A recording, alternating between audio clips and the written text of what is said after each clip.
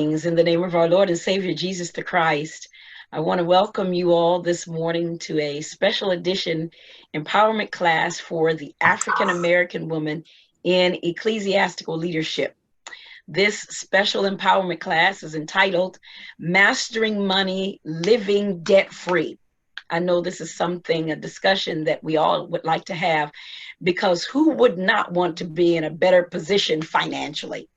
This class reaches the stay-at-home mom, it reaches the laity, it reaches evangelists, the pastors, the teachers, missionaries, auxiliary leaders, pastors, wives, entrepreneurs, and even more. But men, don't get off that feed. Don't get off that feed. I want to reach also the men, the leaders, especially the male pastors. I do believe that this is going to be enlightening to you and your congregation. This session is for you, and it will prove to be beneficial to you, not only to your congregations, but even in your personal lives. And as a leader, a mentor, a father, and a pastor, who would not want to pass down some ways to be financially solid to our children, setting our children up to be in a better position than we were or than we are. I think the Bible declares, it speaks to us about setting up something for our children, laying aside something for our children. Understand this, pastors, the church is made up of families. And if your families are debt free, then your congregations are debt free. Then that means that your church, your congregations can do much more than they're doing right now. So I want you to hear our guest, because she is going to share some things with us that will put us ahead. And that's what we want to be put ahead. Somebody said, I pray and I tithe, and God is going to open up the windows of heaven and pour me out a blessing, and men will sow into me. That is absolutely true. But it is important to know that there is more than one stream and way for God to increase you. And when he does, when he increases you, here's the question: what's your strategy? What's your strategy to remaining debt free? What's your strategy to growing from there? We're going to go uphill from here. I'm telling you that this is going to be the beginning of a brand new start and financial freedom for you. So I'm not going to give this all away. So let me introduce my guest to you. And I am so excited. I am so excited to reunite with her. Many of you may already know my guest. Her reputation for money success precedes her. She has been all over this world, sharing this money plan to individuals. And I think she's going to be an asset to you in your life. She is Mrs., and I like to call her Mrs. Dr. Helen Crawley Austin. She is CEO of Beyond Consulting Solutions, Mastering Money.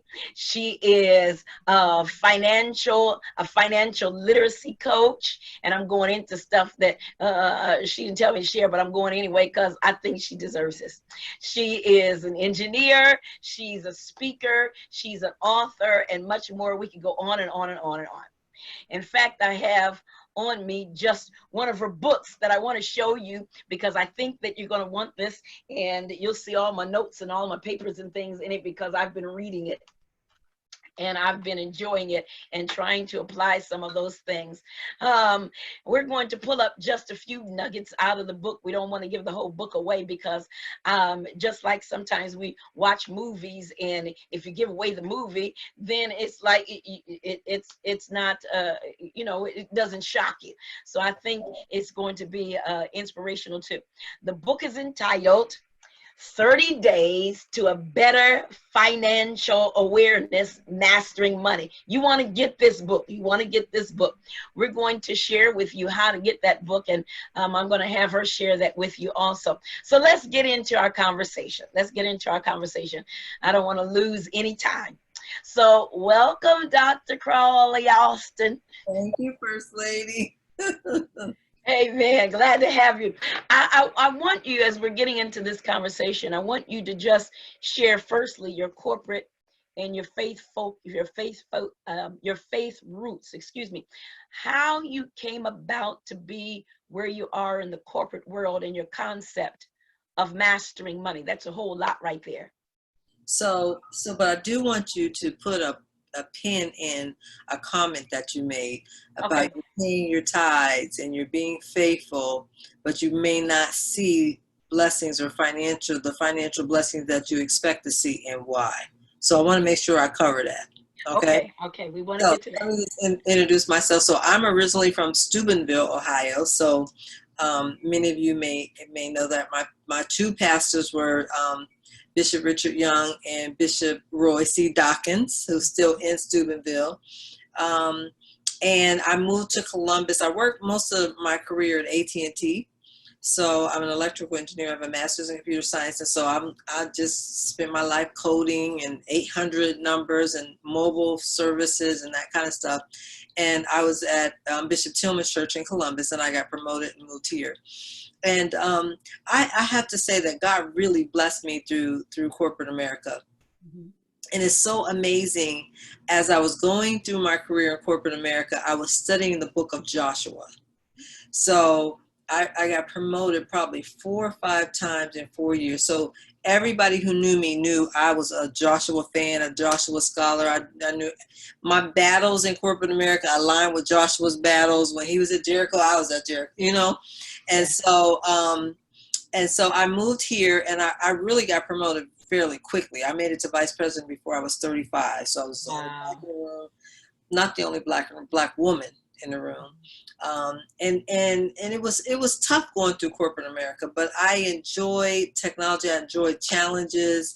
And I got to a point where I just felt like when I die, I do not want to be remembered by how much money I made for corporate America. I wanted a family. I wanted to do different things. I wanted to contribute back to the ministry. I told Bishop Tillman I was coming back. Save me a space, save me an office, because I'm coming back, and that's going to be my office. And he was like, right, Helen, you're never leaving corporate America. And he actually preached me out, preached me a Wow. mini sermon. I had to make a decision in 3 hours to leave. And I Mhm. made a decision. I talked to him, and I made a decision in 3 hours. Long story short, I got married, had a baby, and decided that I did not want to go back to the corporate life. I work 14, 16 hours a day. And that's kind of in that whole transition is when Mastering Money was birthed.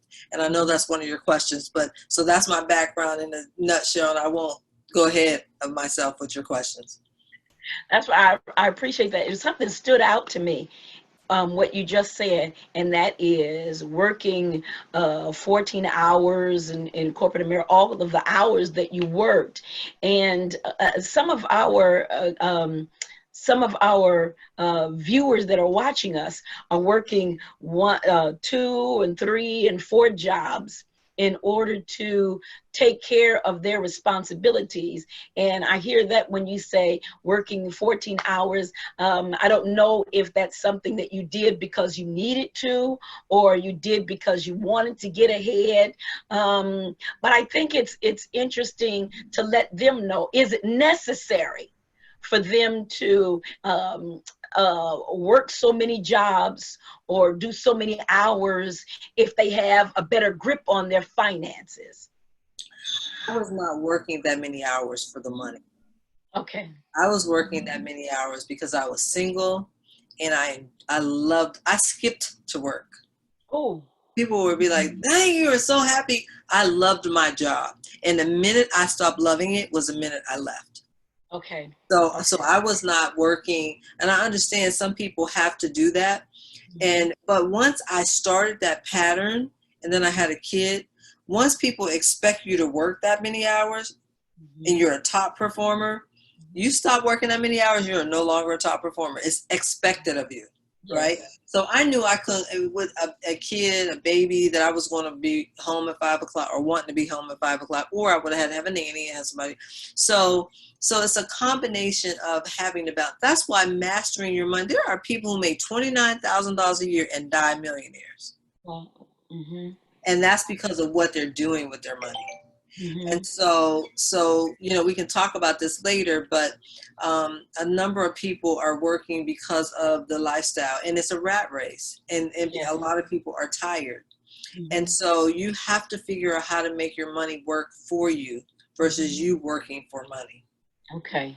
So, Okay. Okay. Let me ask this. Let's move into your book because I really want to get the gist out of this. So let me ask you, can you share with us your book inspiration, Mastering Money, and what started you down this road? So it has to go back to Bishop Tillman. He might be watching this. Uh, So when I moved here, he called me. I started doing a home-based business. So I had this baby at home, and I knew I still wanted to contribute to my household financially because I made a lot of money when I left corporate America. And they paid me for several years for me to figure it out. But I knew I wanted to contribute financially, didn't know quite what it was. And I found a home-based business, and I was making a lot of money even in that. And I remember he and I used to talk periodically when I came here, and I was like, I'm about to replace my corporate salary at home with my baby at my desk, right? mm-hmm. And he said, Helen, you need to come back here and do an economic empowerment session Mm-hmm. for 2 days, Saturday and Sunday. I said, what am I going to talk about for two days? I said, I might have an hour. I could probably talk for about an hour. That's all. He said, no, when you start talking, you are not going to be able to finish. And he was so right. Wow. So that's how Mastering Money was birthed. So it was called Mastering Money God's Way. Went there, did the session. I mean, even it was an after session because people wanted to know, okay, what are you doing for your home-based business, right? Uh-huh. So for those people, I had an after session for them. And then the next morning, he had 2 services. The next morning, he wanted me to talk between an hour between his 2 services so that everybody heard the message. Mm-hmm. So then I did it again on Sunday, not just a small portion on Sunday morning, just kind of recapping. And that's actually where Mastering Money got birthed. And since then, I have done it in churches from all across the United States and even in Trinidad. Mm-hmm. And now I do a lot of stuff virtually. But Bishop Tillman was the one who believed in me enough to say, you can talk for a day. It was really literally like 6 hours on a Saturday and then another hour on Sunday morning. Wow. I didn't believe that was in me. You know what I'm saying? And so he just because he believed enough in me to do it, I did it. That right there encourages our viewers to know that you're not a novice at this. And because we hear what you have done in the corporate world, and even to the point where you could start your home-based business. And I want to do a shameless plug right here for the home-based business, and that is, if there's anyone out there that is interested in doing a home-based business, Dr. Austin shared with us that you can really build and really make money. Get in touch with me, kmdawkinstyson@gmail.com. That's a shameless plug. But anyway, I do believe that it's going to be a help to you. Let's move forward. Let me ask you this. And first of all, let me say this, and that is that I appreciate Bishop Tillman for pulling that out of you. Mm-hmm. Because I know that you have been a help to many, and I know that you're going to be a help to those that are watching. So then let me ask you this. What or who was your inspiration to step out in your gifting to help people in money matters? Was it still Bishop Tillman also? You know, I think it was him, Bishop Dawkins also, and a number of pastors. And I think their belief in me, you know, pastors don't let everybody in front of their congregation. That's the truth. They do not. And so I think as pastors begin to open up their doors to me, I think it allowed me, it gave me more confidence. And I remember asking Bishop Tillman, because he called me right after the session. He watched the tape. I think he had a wedding that he couldn't get out of or whatever. So he watched the videotape and he called me and I wanted him to critique me, you know. And he said, girl, I need to talk to you. Ooh. And I was like, what? Did I, you know, like biblically, did I say something wrong? Was it off track? He said, I need to just say something to you. And I was so nervous because I wanted him to critique me, like, did I misuse a scripture, or I was so self-conscious, right? He said, that was one. He said, Helen, you did. Wow. And that meant the world to me because I love his ministry. I respect him, the way he divides the word. And I sat under his ministry. It meant so much to me. But him and Bishop Dawkins and Bishop Richard Young, and I mean, this Bishop Brazier. I mean, I talked about a number of pastors who influenced my life in the book. Yes. But their belief in me was really instrumental in me continuing to move forward with confidence to give people help around their finances. I want to get into those some of those pastors, because just hearing the comments and your inspiration that you got from some of these pastors it was encouraging to me. I thought, wow, if we could just build off of, if we can pay attention to what they're saying when they're ministering, it will encourage us in every aspect, in any aspect of our lives. So I want you to share your experience as an African-American woman of faith climbing the ladder of the corporate world. And then we're going to move into the book. But I want those women, those African-American women that are watching us, to understand that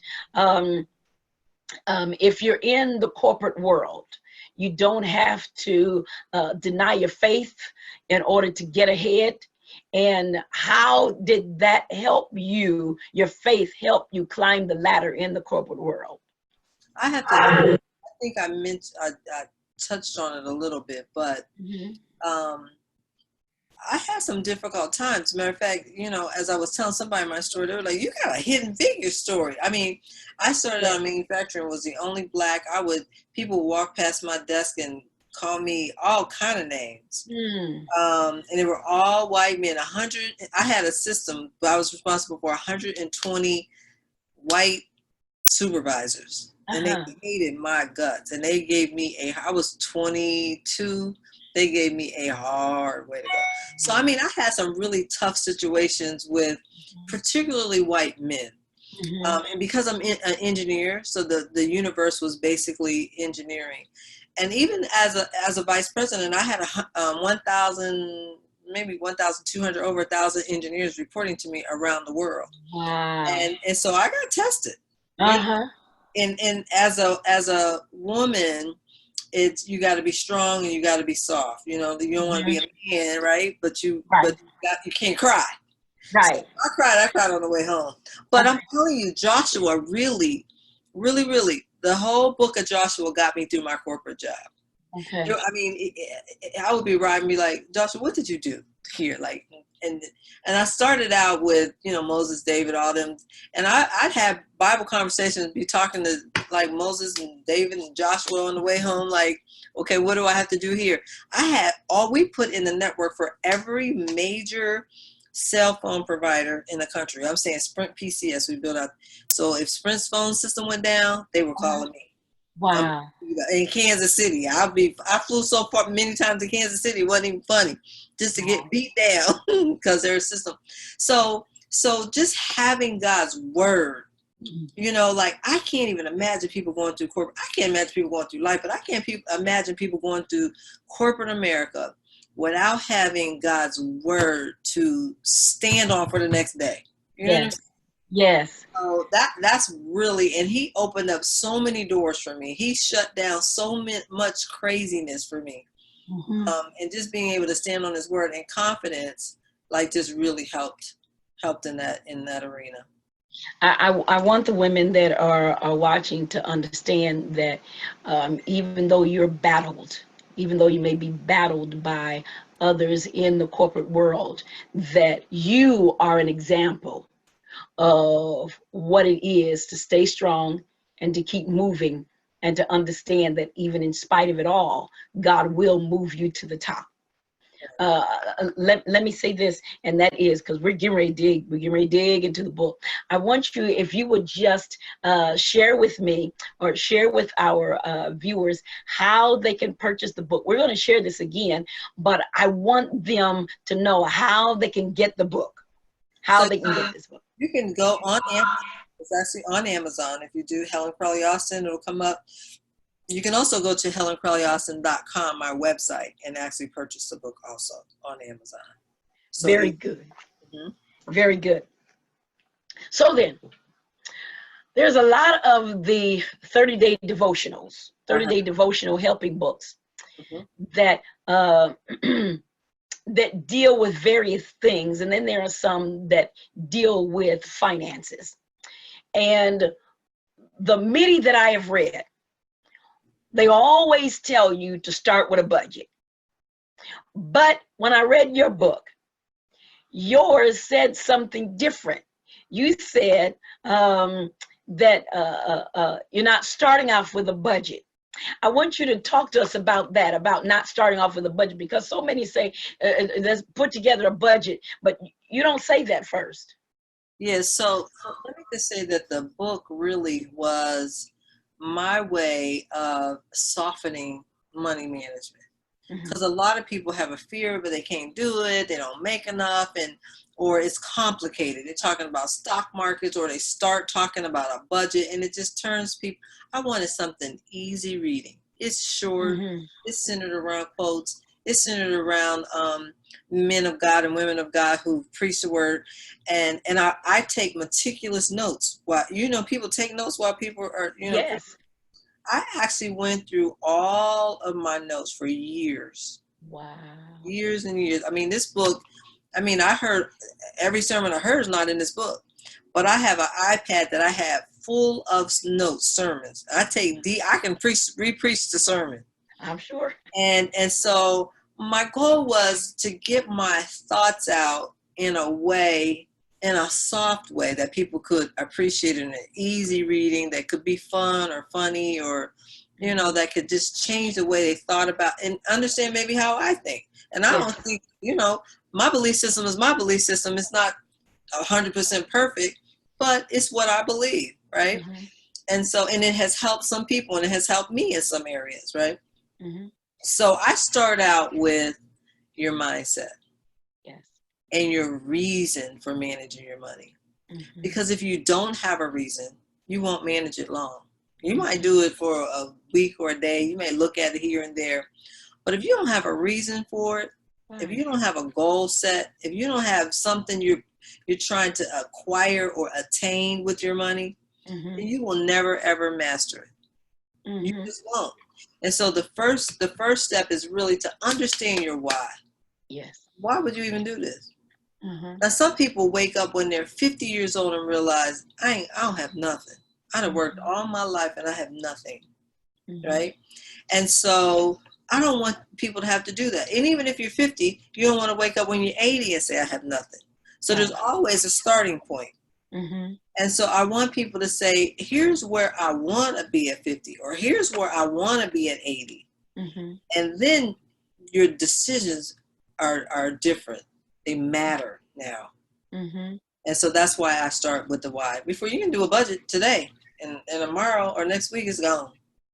Right. You know what, Dr. Helen, it reminds me of the scripture that says, without a vision, the people perish. If there is no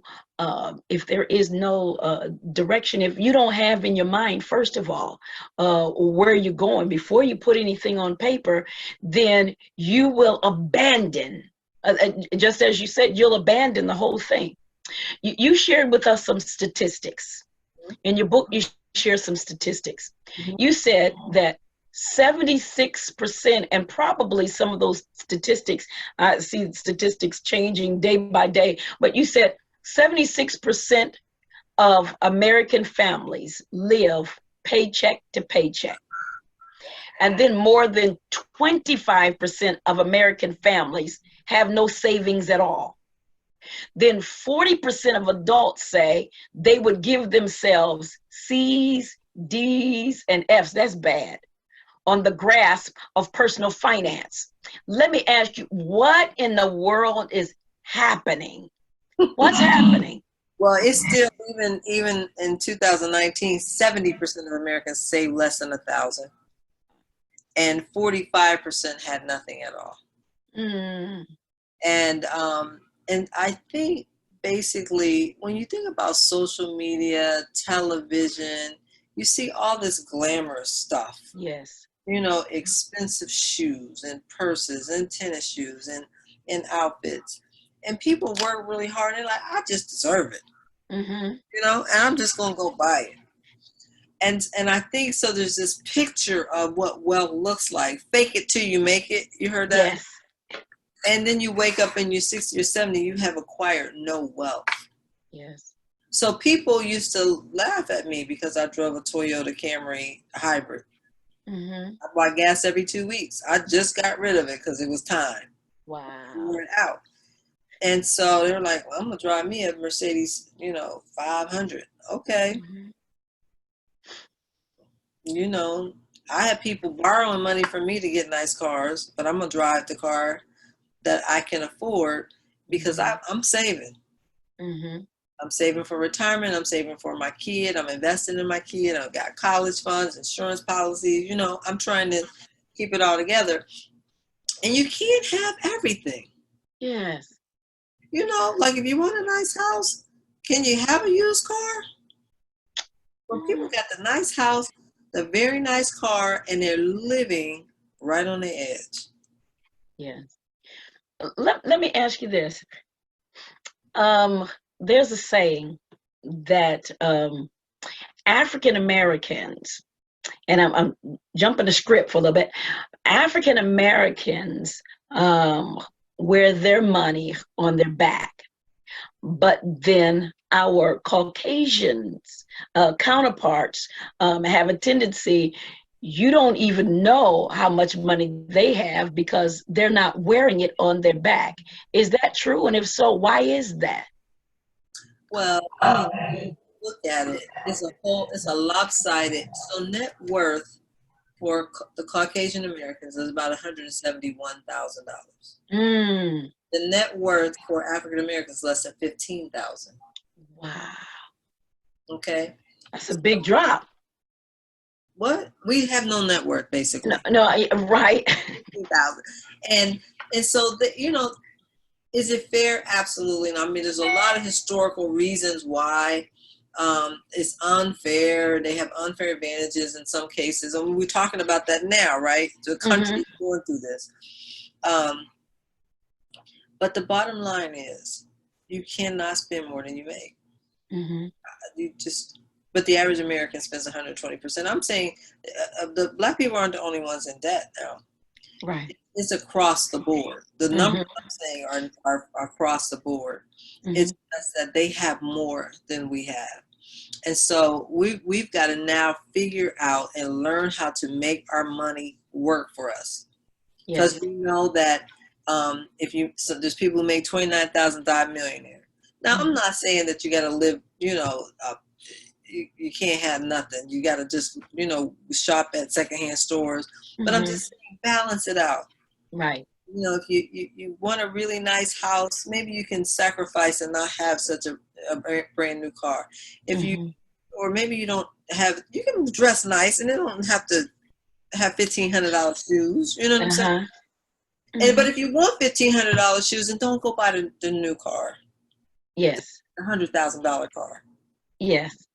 Yeah. Right. You have to have a $70,000 car, right? So it's just choices. And it all matters when you have a goal. Yes. It doesn't matter if you don't have a goal. Just go spend and have fun and enjoy your life. And at the end, somebody else might have to bury you, But good. If you have a goal, you don't mind making the sacrifices. Like right here. I ain't got to have this. Because right. I'm trying to buy an investment property. I don't have to have this because I want a second home, a vacation home. Or I don't want my kid to come out of college with debt. I'm just going to make that sacrifice. At some point, you got to say that. Yes. Listen, you said you were not created to live within the financial limits of our society. Each of us has the ability and power to break strongholds in our lives. And financial bondage is a stronghold that must be broken. Can you elaborate on that statement? It's Romans 12:2. Mm, Be not conformed, yes. right? So, and the patterns of this world will be transformed by the renewing of your mind. So, God knew that we were all going to come from some dysfunction. Mm-hmm. Or we weren't going to be trained on something. Like we're not taught about money in school. They're starting to teach it now. But Mm-hmm. our generation, we weren't taught about, not even in college. Right. But the Bible can help you transform your thinking around money because it's very clear. Mm-hmm. Matthew 25 says, I'm going to give you 5 talents and you invest it and it grows. And I expect that. I'm going to give you more. Uh-huh. So I'm going to give you I'm going to give you ability. I'm going to give you opportunity, and I have expectation. Wow. But if I give you 1 talent and you go bury it, I gave you ability. I gave you the same opportunity, but I gave it to you based on your ability. So you only got 1, but I still expect an increase. Wow. And if it doesn't matter that you only got 1, don't be worried about the one that got 10. I gave you 1, increase that 1. But you can easily say, I ain't got enough. I only got 1. They got 10. So, no. You got 1 based on your ability. I still gave you opportunity. God didn't even talk about the one that lost it, that came up. He didn't even talk about all of us that are spending 120% of what we make. He gives you what to manage, and he expects increase. You cannot eat your seed. You said it right there. That'll preach. You said 3 things: ability, opportunity, and what was the third one? Increase. Yes, expectation. Ability, opportunity, expectation, or increase. That's 3 words that we need to remember, that we always need to recall when we start looking at somebody else and say they have more, they have this and they have that. God has given us ability and opportunity in order to increase what we have. That'll preach. I'm gonna have to say that you gave that to me though. But anyway, listen. One of our early senior bishops, who is now in the presence of the Lord, who was also my bishop when I lived in Illinois, when my mother pastored there, Bishop Arthur M. Brazier. You talked about having a conversation with him discussing mastering money. Let's talk there for a little bit. What made you discuss this with Bishop Brazier? So at the time, I actually went to his church too. Okay. And Bishop Brazier, first of all, I came from Steubenville. So to go to his church and see this large, grand, fabulous, everything with order, you know, I just absolutely loved it. And so, I like to glean from those who have lived through some things. And Bishop Brazier has wisdom. He walked in excellence. Yes. And I wanted to get his input into what I was doing, his perspective. I just wanted him to feed into me. And he was sharing with me, I think I was talking to him about a home ownership session that I wanted to do for the saints, all across the country. Like I said, I want all of us to inherit the wealth. Yes. I'm going on this mission. Yes. Like, Sister Crowley, I think this is great. He said, listen, my wife is the reason why I didn't see that. We were renting. She made me buy. And he said, I'm so grateful for that. Yes. And he said, because of that, I have now, went out, got in this nonprofit organization to build homes in the neighborhood for everybody to have. Because now I understand the importance of it. So his, there was I can't even remember the name of the nonprofit, but he formed a nonprofit that's still there today. And all around the church, all new homes, all the way around for blocks and blocks. And that was his, his mission is really to help people get into homes. So when I said that, it just brought all that excitement out. And he just really encouraged me to go for it. Wow. Was it Woodlawn or Woodlake? Yeah, Woodlawn. Yeah. Woodlawn. That's the area. Woodlawn. That's the area. You know what? The legacy the legacy then that Bishop Brazier left, even if we don't know the detail about it, Uh-huh. just to know that he was instrumental, that he did that, should be encouraging to even every pastor to leave a legacy that is even outside of your family, but that helps somebody else. Exactly. Somebody out there is saying that my finances are so jacked up, I'm never going to get out of this. What's your word to them? Change your words, first of all. Your words are powerful. Mm-hmm. Words create. I mean, we know that God created by saying, let there be. Mm-hmm. So your words create your atmosphere. Mm-hmm. So you got to change your words. And so it is having faith. Yes. To see the future. Like where you speak where you want to be, not where you are. And so and that's why the Bible is full of affirmations, right? Yes. Let the weak say I'm strong. Mm-hmm.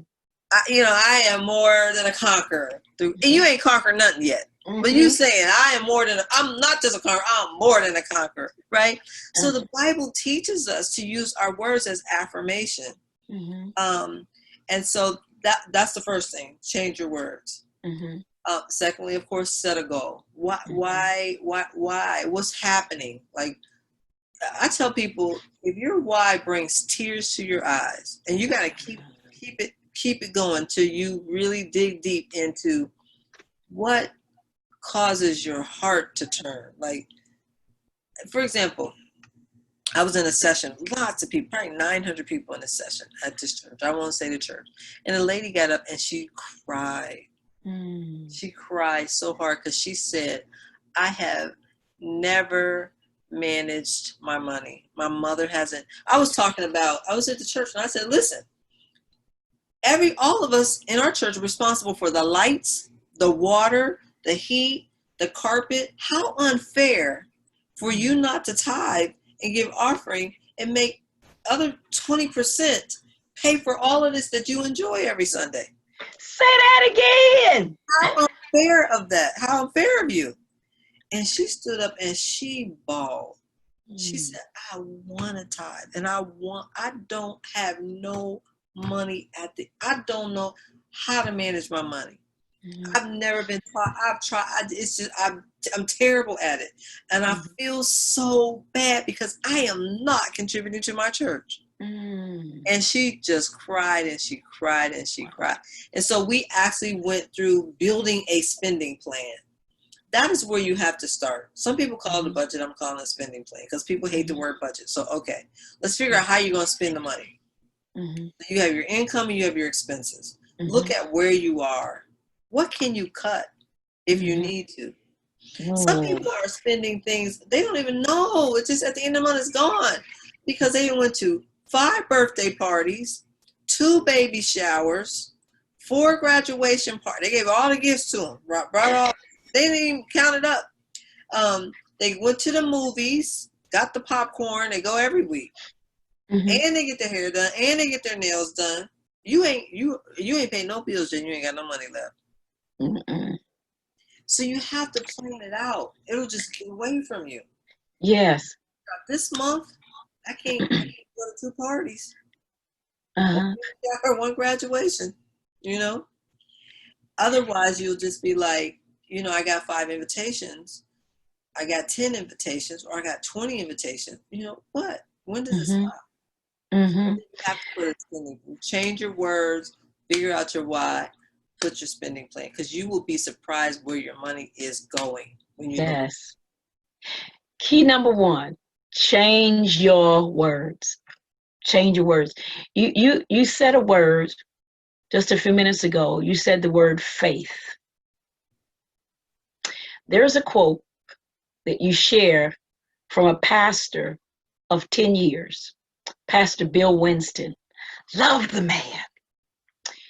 You quoted him concerning the difference between faith and fear. Talk to us about that and what faith and fear have to do with mastering money, living debt free? Well, first of all, the Bible is very clear. God did not give us a spirit of fear. Mm-hmm. So if you got fear around it, that's not good either, because that Right. ain't even God. So you got to go back and align yourself. Mm-hmm. So a number of people are fearful of being broke, and then they're stingy. Mm. So Mm. there's a difference between mastering your money and being stingy. Mm-hmm. So I want you to get, you got to give.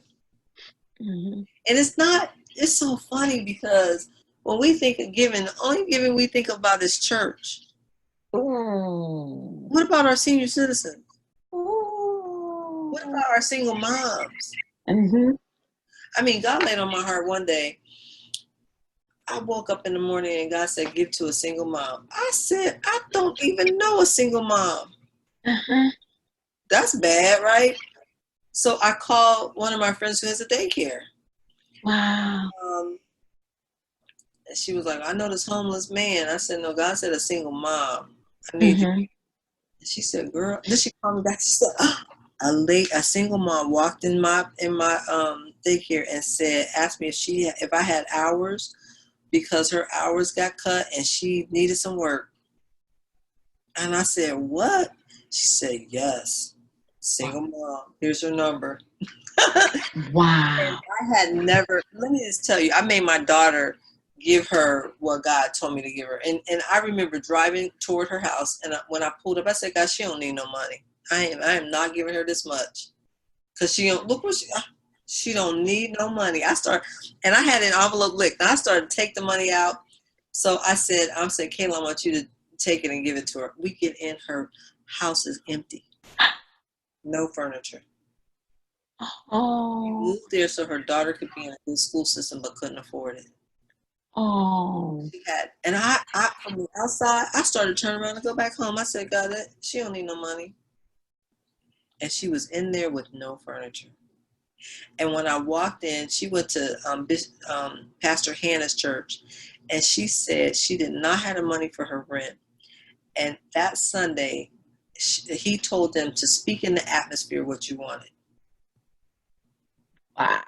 I'd never seen this lady before in my life, and God told me I was to give to a single. So you have to have money to give, Mm-hmm.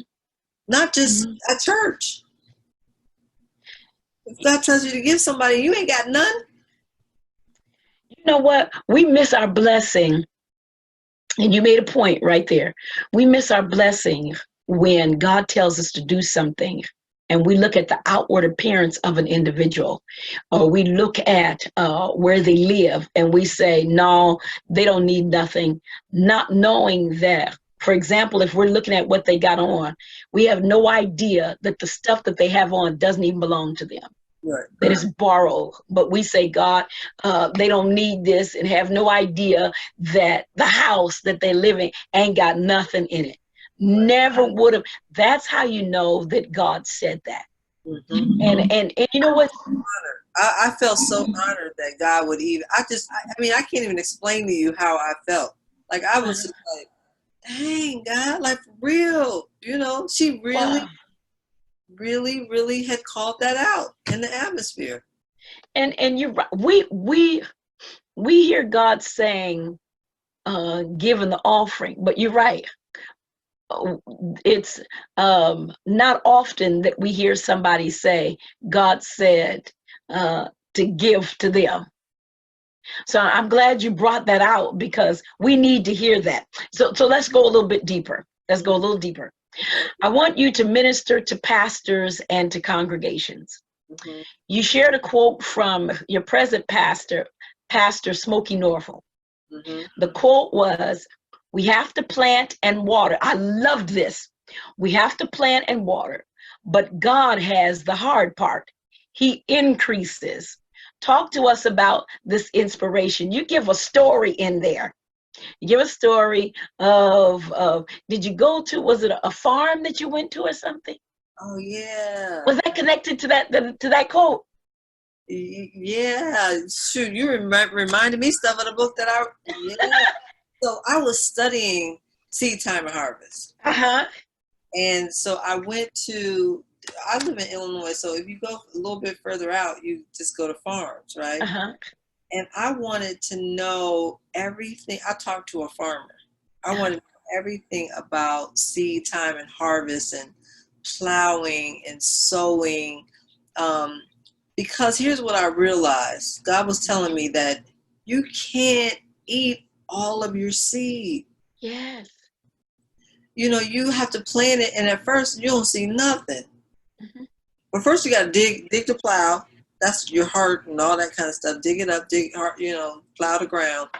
And then you plant your seed, and then you cover it, and then you wait for your harvest, right? Mm-hmm. But here's the problem. I'm so determined not to eat all my seed. We eat seed. So we'll get example. We'll get our income tax return. And by June it's gone.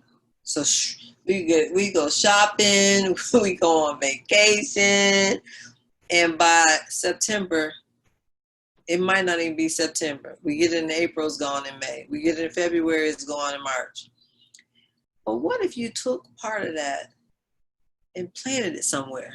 Mm-hmm. Because that's when you harvest, that's when you get multiple seeds. Just plant one. Uh-huh. That's how you get multiple seeds. Mm-hmm. But if you eat them all, when you're done, ain't no more. It's done. You have no way of getting increase outside of your physical labor. Mm. And so every time God blesses me with a lump sum of money, I'm planting. So I did a consulting contract in Ohio for 1 whole year. Mm-hmm.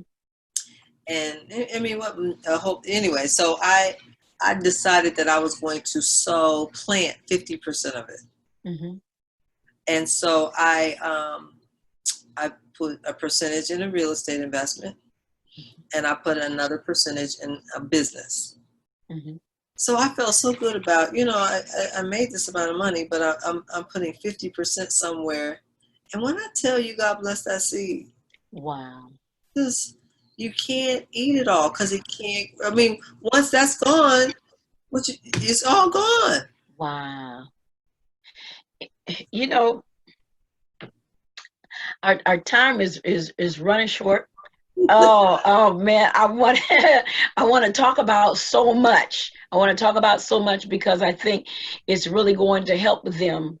But I want to make the statement. Then I want to move on to this question. You said, expect your harvest to come when you're ready to make the sacrifice.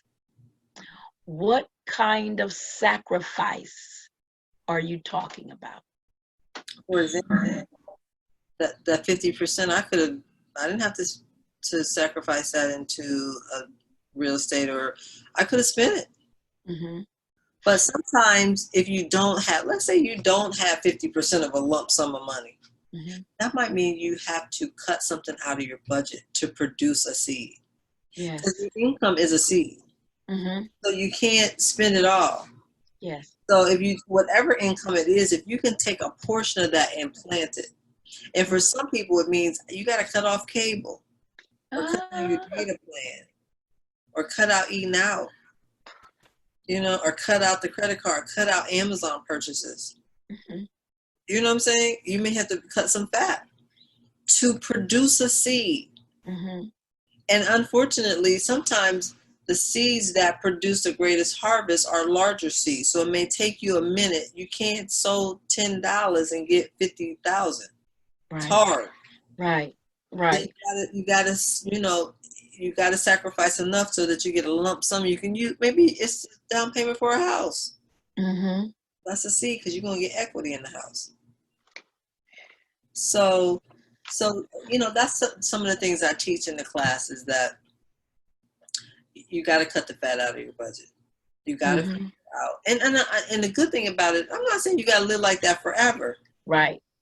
Just temporary, so you can get it moving and get mm-hmm. it going in the right direction. Yes. You can, you can relax a little bit. And once you start seeing it, like once people start having savings and they see that savings, but they do not want to touch it and they want it to Mm-hmm. continue to grow. Once you Mm-hmm. get it going, then it's going, And that might mean you have to have a home-based business. Yes. That's something that you can make grow. Mm-hmm. And so sometimes you can get a second job, but then you're tired. But if you can do one and you ain't got to leave your house, Right. you can still be around your kids. You can cook dinner, come back, and So that's why I truly believe in the tax. Okay, so my formula is, you got to pay 10% tithes. Mm-hmm. Let's say 5% offering, Mm-hmm. 21 to 31% taxes. Mm-hmm. People spend about 30 to 40% in interest. Mm-hmm. That only leaves you about 15% of your money Mm-hmm. for you to spend.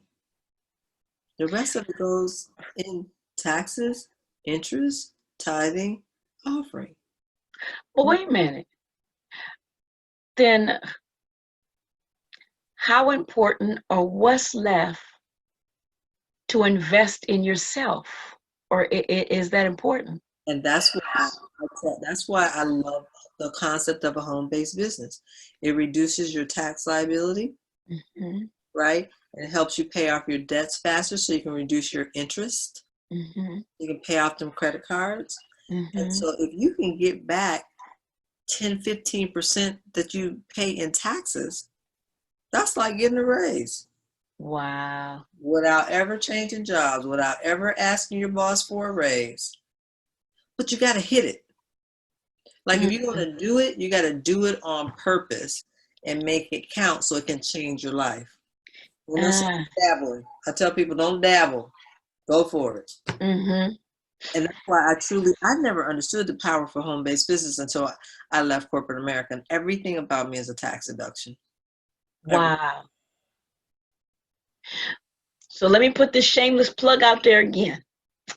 If you want to increase your finances with a home-based business, reach out to me, KMDAWKINSTYSON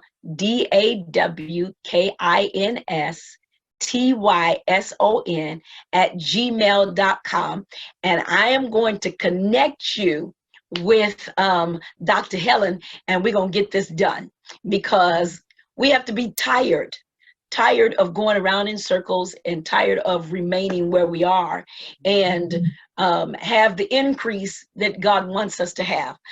Dr. Crawley Austin, we are coming to our close, but before we do, I want you to give some last words to those that are watching, and then I want you to share with our friends how that they can get in touch with you so that you can coach them as investors, individuals, as pastors, and more. So share a word and talk to them how they can get in touch with you.